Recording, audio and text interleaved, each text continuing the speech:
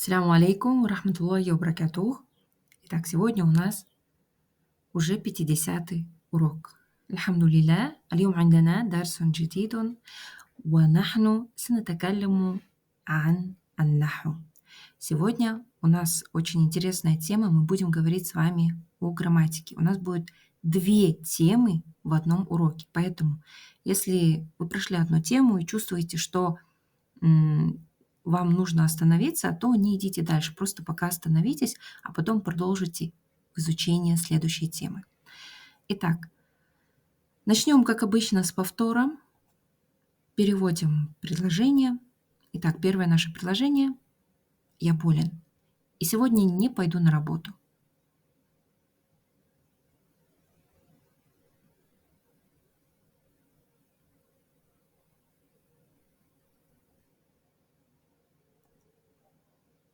Итак, أنا مريض ولن أذهب إلى العمل اليوم.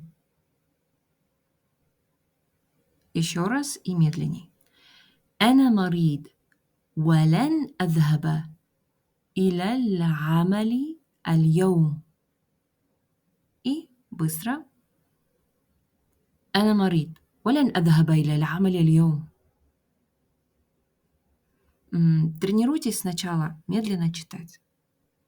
Потом снова прочитайте это же предложение. Представьте эту ситуацию, как бы вы ее произнесли в разговорной речи. Дальше. Я чувствую боль в голове. Я иду в больницу.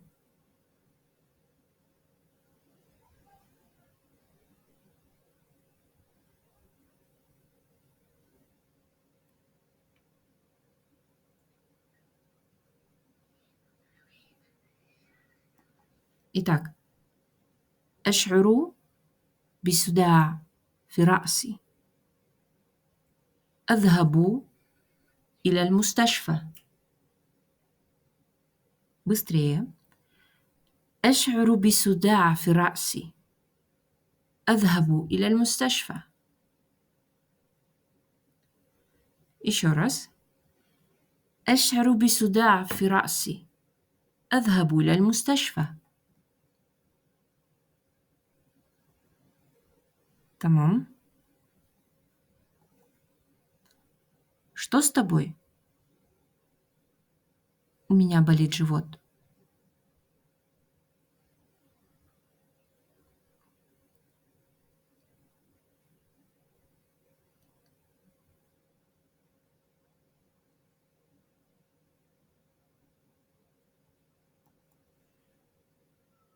ماذا بك؟ ماذا بك؟ عندي ألم في البطن. Еще раз. عندي ألم في البطن.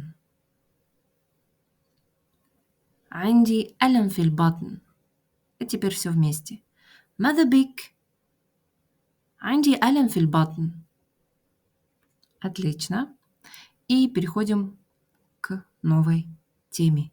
Итак, тема несложная, однако требует к себе внимания, чтобы мы ее поняли, да, на нее обратили внимание, и затем, поняв эту тему, будет достаточно легко составлять достаточно такие сложные предложения, да.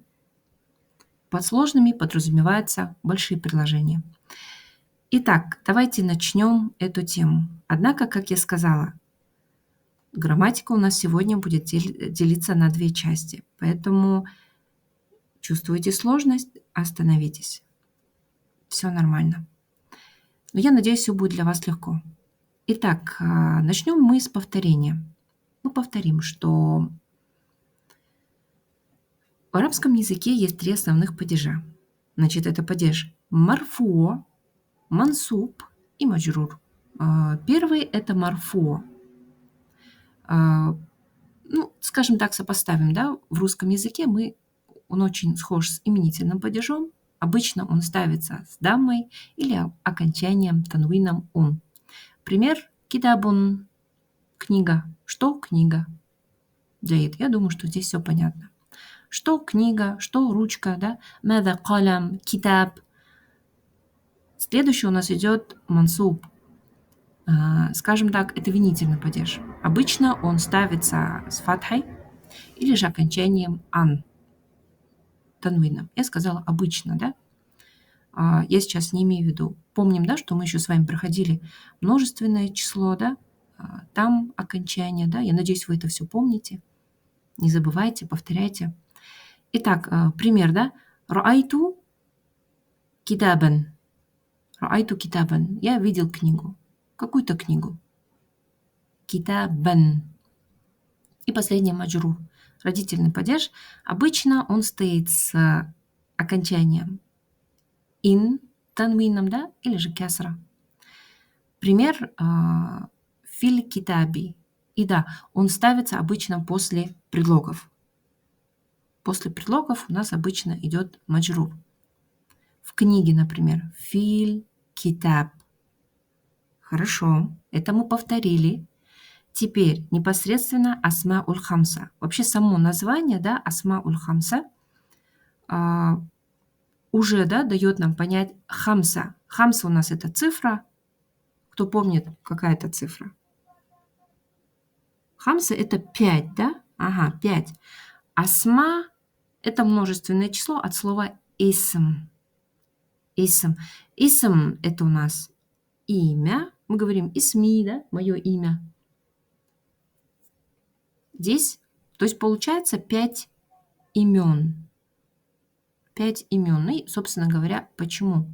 Давайте сейчас посмотрим, с какими именами, о каких именах идет речь. Итак, значит, первый у нас это аб, отец, ах, брат, хам, свекор, фам, это род, зу, это как обладатель или же владелец.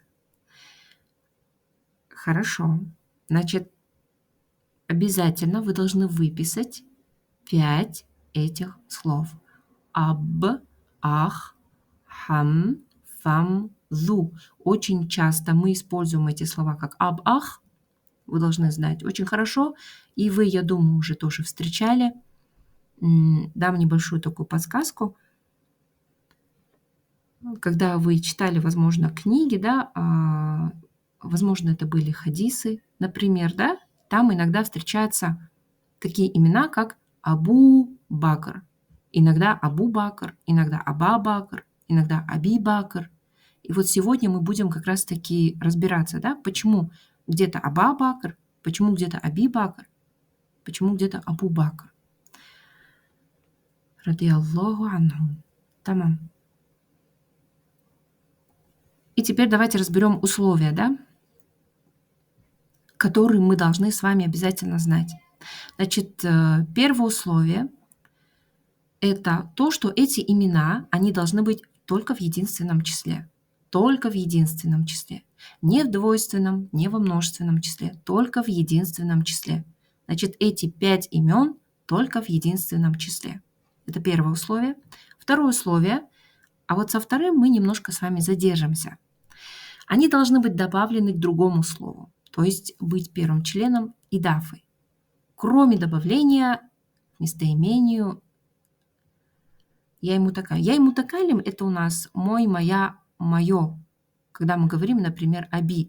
Когда вы используете мой, моя, мое, да, с этими словами, все точно так же, как мы проходили. Аби, мой папа, ахи, хамми, да, допустим, фами, мой род. Все будет точно так же. А вот что же было до этого, да, добавление к другому слову, собственно говоря, много слов. Давайте посмотрим и разберемся, и, собственно говоря, что такое идафа. Здесь мы плавно с вами перешли немножко в другую часть. Мы сейчас разберемся. Чтобы пойти дальше, нам нужно разобраться, что же такое идафа. Итак, идафа – это у нас термин, который обозначает конструкцию, присоединяемое слово плюс присоединенное слово. Проще говоря, грамматики арабского языка, она называется так: мудаф и мудаф илейхи. Опять, что это такое? Я вас не прошу все это заучивать. На самом деле нужно просто понять. А вы сейчас поймете. Я понимаю, что теорию изучать иногда бывает сложнее, да? Поэтому я вас прошу изначально настройтесь на легкость. Это очень важно. Когда вы настроены, что все очень легко, на самом деле все легко. На практике вам будет все понятно. Иншаллах. И потом не торопитесь, хорошо? Не торопитесь. Если вы чувствуете, что вы не что-то вот прям непонятно, сначала дослушайте до конца все, а потом вернитесь. Я специально намеренно выписала все правила, чтобы вы могли также их самостоятельно прочитать. Итак,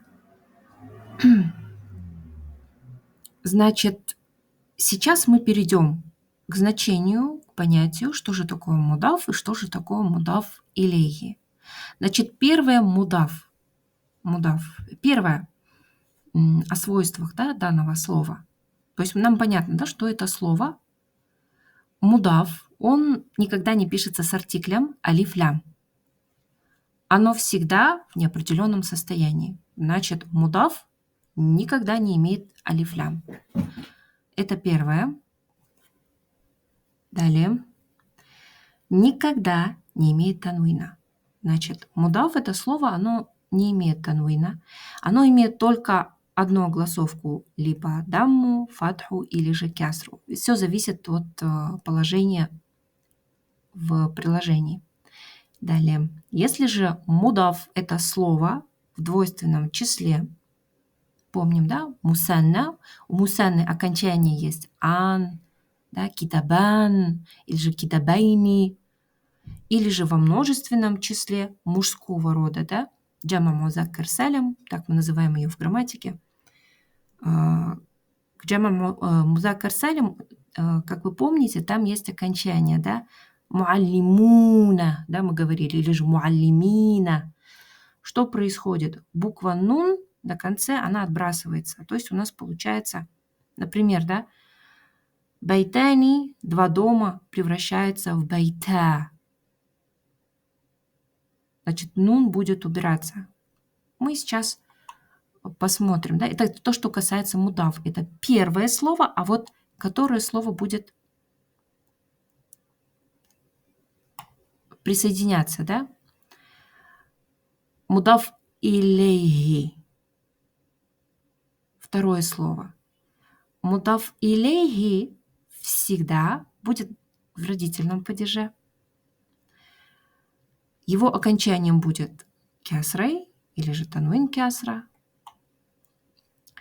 Если это определенное слово, то с одной кясрой. Если будет с алиф-лям, да, проще говоря, то он будет с кясрой.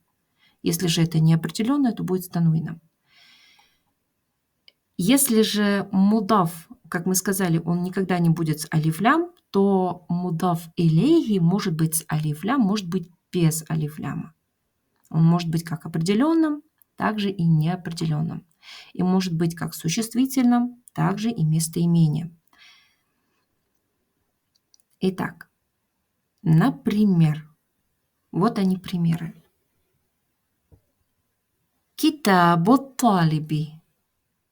Китабу – это у нас слово мудаф. Как вы видите, оно ставится без артикля, без танвина, без огласовки. Извините, с огласовкой «у» в именительном падеже. Да. Китабу ат-талиби. Ат-талиби получается у нас мудаф илейхи. У нас стоит артикль, и он стоит в родительном падеже с огласовкой кясра. И китабу талиби. Получается книга студента. По сути, вот это и есть мудаф и мудаф илейхи. Слово, к которому мудаф и мудаф илейхи. То слово, которое прибавляется к первому. Да? То есть они как бы взаимосвязаны. Это то же самое, что мы говорим дверь, дома. Вот это и есть мудаф, мудаф илейхи. На самом деле вы уже встречались с мудаф, мудаф илейхи. Просто мы об этом особо не оговаривали. Сейчас Дальше. Бабуль бейти. Значит, первое слово баб – это у нас мудаф. Аль-бейти – мудаф илейхи. Отлично. Следующий пример. Муаллимуль фасли. Муаллим – это у нас учитель, а фасль, обратите внимание на это слово, обязательно его выпишите. Фасль – это у нас класс. Муаллимуль фасли. Старайтесь новые слова, отдельно их выписывать, обязательно составлять с ними предложения. Допустим, даже пусть будет самый банальный, например, я в классе, ана фил фасль, хуа фил фасль, ахмаду фил фасль и так далее. Это для закрепления. Итак, фасль – это есть класс.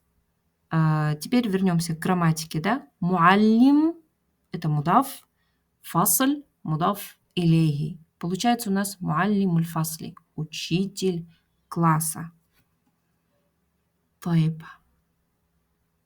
Дальше следующий пример. Саяратуль Ахмада. Машина Ахмада, да? Мы часто используем такие слова. Ручка Амины, машина Ахмада. Саяра – это у нас мудаф, Ахмада – мудаф илейхи. Здесь почему Ахмада, почему не Ахмади? Это именно связано с этим словом, с именем Ахмад. Именно у этого. Это слово в родительном падеже, филь маджрур, филь джар, да, скажем так, он будет именно с фатхой. Это просто нужно запомнить. Будет фатха. Итак, саярату Ахмада. Здесь алиф лям отсутствует. Почему? Потому что Ахмад – это имя собственное, да, нет необходимости. К именам Марьям, Ахмад у нас не будет добавляться алиф лям, так как это имена собственные.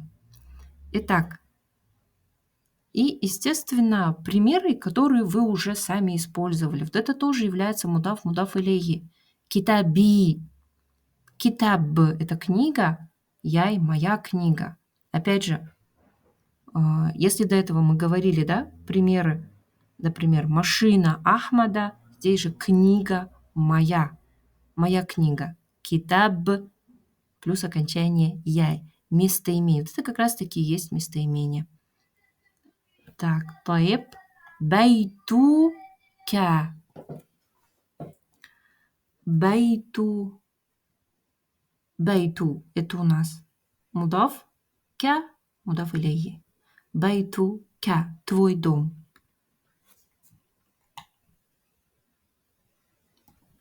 Еще один пример. Каляму – ручка, ха – ее ручка. Калямуха. Калямуха. Калям – мудаф, ха – мудаф илейхи. Давайте рассмотрим теперь в предложениях. Здесь мы видим новое слово. Это слово джаа. Джаа у нас это глагол. Здесь стоит он уже в форме для гуа в прошедшем времени, фильмадой. Получается, он, дословно он пришел, да? Джаа. Джаа, запишите себе отдельно. Джаа – приходить. Джаа – приходить. Здесь мы видим в предложении джаа муаллимуль фасли. Джаа – пришел, муаллим – учитель, фасль – класса. Учитель класса. Пришел учитель класса. Раайту муаллим аль-фасли. Раайту. Раа – это видеть. Ту – это я. Получается, я видел или я видела муаллима. Кого я видела? Учителя муаллима фасли. Класса. Я видела учителя класса или я видел учителя класса.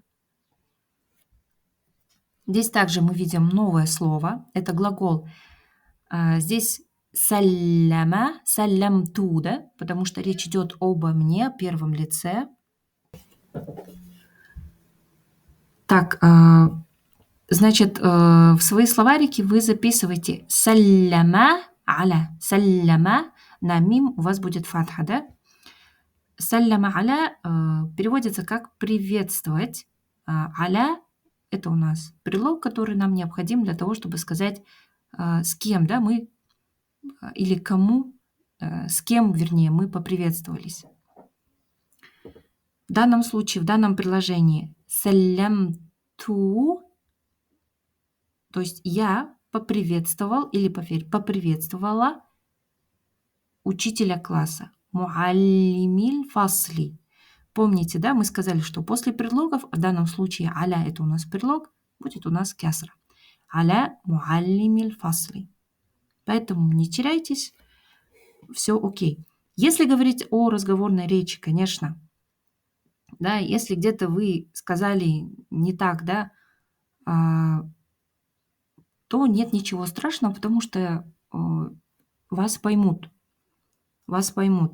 Это я говорю к тому, что люди, которые очень сильно боятся делать ошибки и стесняются говорить, у них прогресс будет достаточно небольшой. Поэтому не стесняйтесь. Все придет со временем. Главное это практика, идти вперед без страха, практиковаться, и со временем у вас будет все очень просто и легко получаться. Следующее. Попробуйте сказать ручка учителя. Можете даже записать в свои тетрадки. Тренируйте свое письмо.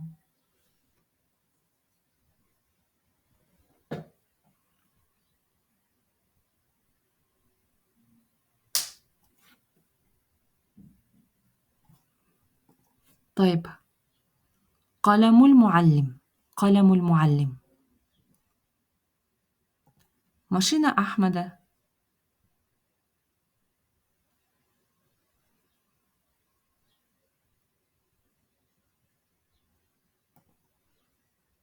سيارة أحمد.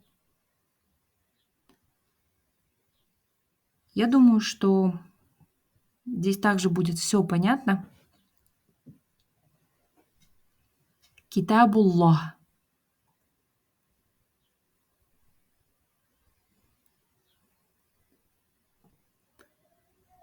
جيد. كتاب مضاف и مضاف إليه.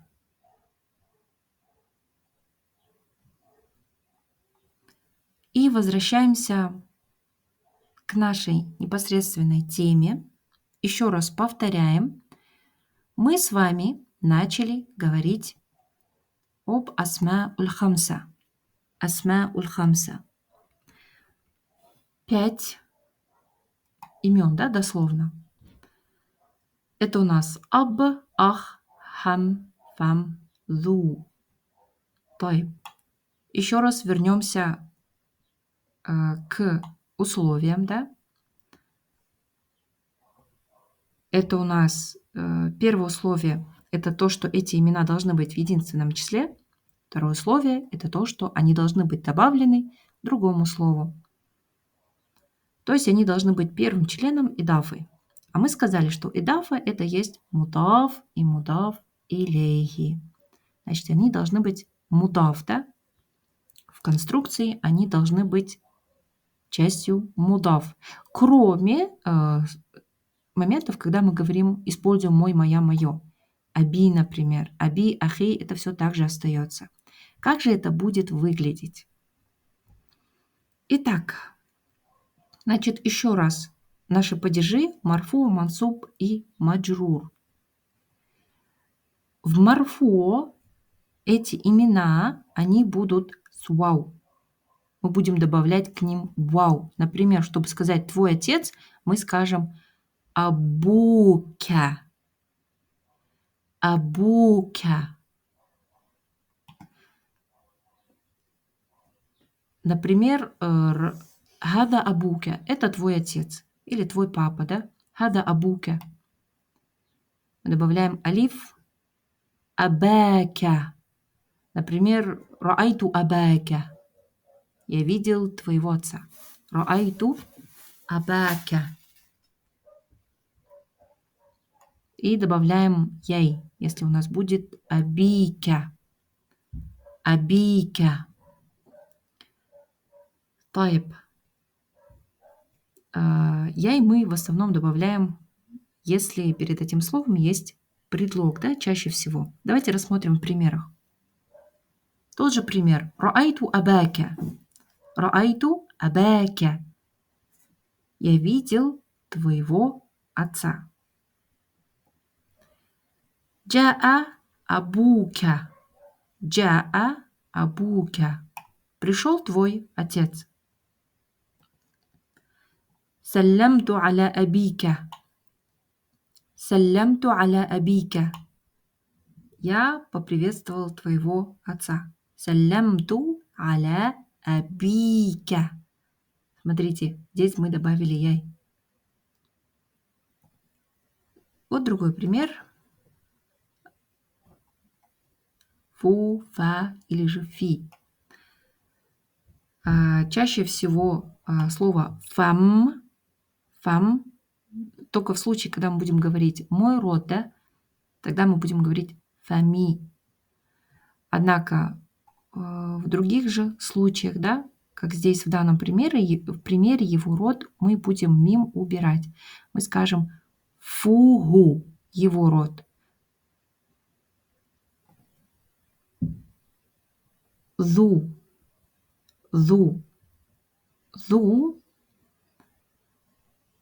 Мы всегда должны добавлять к существительным, а не к местоимениям. Да? Например, зу маль. Очень часто зу добавляется в каких-то таких, да, когда мы хотим сказать, да, скорее, наверное, в красноречии, когда мы хотим сказать, что он обладатель знания, например, обладатель денег, да, в данном случае, зу маль, зу ильм и так далее. Ну что ж, в принципе, на этом у нас все. Дальше у нас идут упражнения. Вот первое упражнение. Подставьте сюда правильный вариант. Джаа. И здесь что вы скажете? Абука, абака или же абика? Что будет более правильным?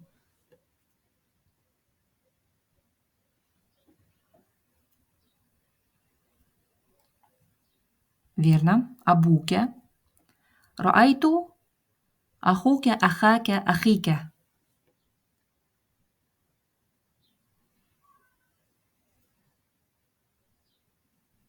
Верно. Ахака. رأيت أخاك. هذا رجل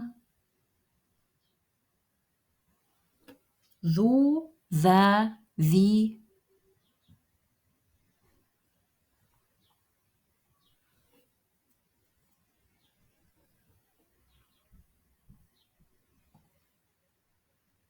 Верно. ذو مال. Твой отец учитель.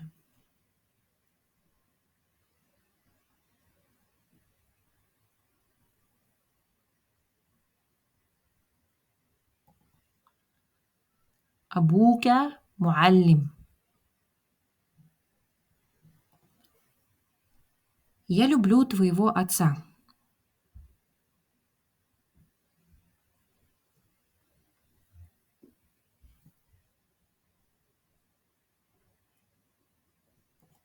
أحب أباك. Отлично. Давайте рассмотрим примеры, которые вы могли также встречать. Например, в суратуль Юсуф. قال له أبوه.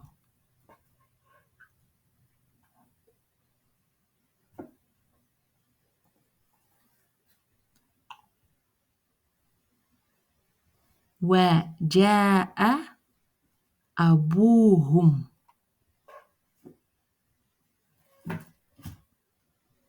Далее. Найдите здесь самостоятельно мудаф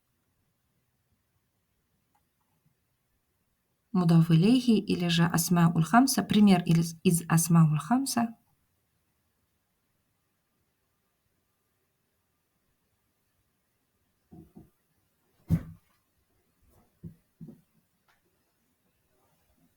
Отлично. Ли абихи. И далее.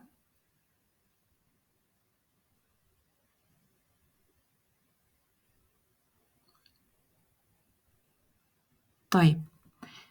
Вы можете самостоятельно открыть, да, книги, которые у вас есть.